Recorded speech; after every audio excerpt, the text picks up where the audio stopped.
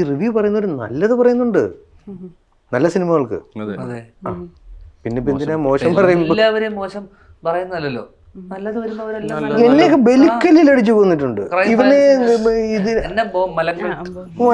എന്നിട്ട് അദ്ദേഹം ഈ പറഞ്ഞ ഇവർക്ക് തന്നെ വേറെ ചെയ്തപ്പോ നല്ല ചെയ്തപ്പോ നല്ലത്. ഇപ്പൊ നാളെ ഇത് നല്ലതാണ്, പുള്ളി നല്ലത് പറയുമല്ലോ.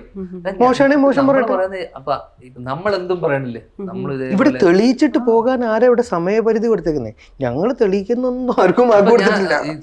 ഈ പ്രോസസ് എൻജോയ് ചെയ്യുക എന്ന് പറയുന്നത് ധ്യാൻ പറഞ്ഞൊരു സാധനം. ഈ പ്രോസസ് എൻജോയ് ചെയ്യലാണ് ബേസിക്കലി. ഇദ്ദേഹം ചെയ്യുന്ന ആ പ്രോസസ് ഡിസൈനിങ്, എന്നോടൊപ്പം ആക്ടിങ്. ഇപ്പം ഹോട്ടൽ പ്ലാൻ ഉണ്ടെന്ന് പറഞ്ഞു, ബിരിയാണി.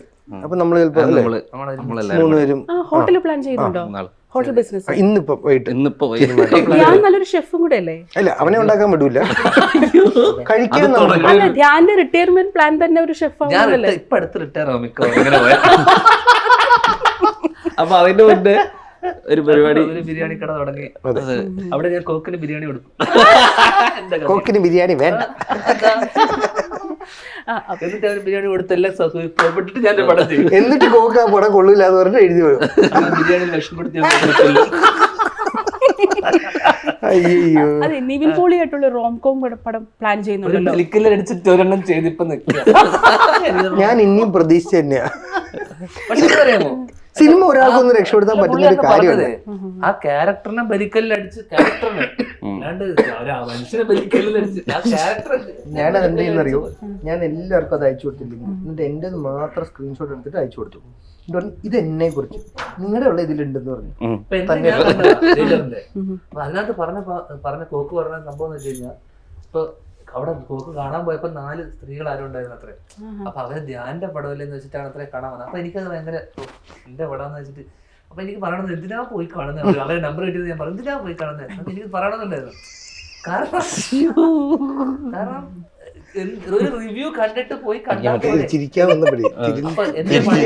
എനിക്ക് പറയാനുള്ളത് വെച്ചാൽ, എന്റെ പടം ഇറങ്ങുവാണെങ്കിൽ കോക്ക് അന്ന് തന്നെ റിവ്യൂ കൊടുക്കണം. കാരണം എന്താ പറ്റുമെന്ന് വെച്ചാൽ, ഇല്ലെങ്കിൽ ഇതുപോലത്തെ പാവപ്പെട്ട എന്റെ ഫാൻസ് എന്ന് പറയുന്ന സ്ത്രീകളൊക്കെ പോയി കാണും. എന്നെ സ്നേഹിക്കുന്നവർ. കോക്ക് എന്റെ പടം അടുത്ത് ഇറങ്ങുവാണെങ്കിലും വൈകുന്നേരത്തിനുള്ളിൽ റിവ്യൂ തരണം. 2 ദിവസം ഡിലേ എത്തി കഴിഞ്ഞാൽ ഇവരൊക്കെ പോയി കണ്ടു കഴിഞ്ഞാൽ. ലാസ്റ്റ് ക്വസ്റ്റ്യൻ കേട്ടോ. ഇപ്പോ ഗുഡ് വേ പറഞ്ഞേ, സത്യസന്ധമായി പറഞ്ഞു. ജയിലൊക്കെ 2 ദിവസം കഴിഞ്ഞിട്ട് കൊടുത്തു. അപ്പൊ അവരൊക്കെ പെട്ട പ്രതീക്ഷ പോയി കാണും. ഇതിപ്പോ ഫ്രൈഡേ റിലീസ് ആണെങ്കിൽ ഫ്രൈഡേ വൈകിട്ട് തന്നെ വേണമെങ്കിൽ വലിയ ഉപകാരമായിരിക്കും. ഇത് കാണാല്ലേ, ഈ സിനിമ കാണാം കേട്ടോ ചേച്ചി. ഞാൻ ഉറപ്പായിട്ടും കാണും. ഞാൻ മെസ്സേജ് അയക്കും ധ്യാന്. അതെ, ലാസ്റ്റ് ക്വസ്റ്റ്യൻ ആണ്. ഇപ്പോൾ നമ്മളെ ഒരു സിനിമയുടെ ഒരു ആദ്യകാലത്തുള്ളൊരു പ്രൊമോഷൻ എന്നൊക്കെ പറയുന്ന ചുവരെഴുത്തുകളും ഈ പത്രത്തിലൂടെ പരസ്യമൊക്കെ ആയിരുന്നു. ഇപ്പോഴാണ് ഈ promotion interviews, online media promotion interviews ഇത്രയും വ്യാപകമായത്. നിങ്ങൾ as an actor, producer, director, എങ്ങനെയാണ് പോസ്റ്റർ ഡിസൈനർ, ഈ പ്രൊമോഷൻ ഇന്റർവ്യൂസിന്റെ അഡ്വാൻറ്റേജസ് ആൻഡ് ഡിസഡ്വാൻറ്റേജസ് നിങ്ങൾക്ക് എന്താ തോന്നിയിട്ടുള്ളത്? ഞാൻ വിശ്വസിക്കുന്നില്ല. പുള്ളിക്ക് ഇഷ്ടമല്ല.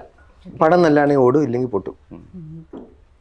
ധ്യാന്റെ എന്റെ അല്ലെങ്കിലേ പൊട്ടുകയാണല്ലോ.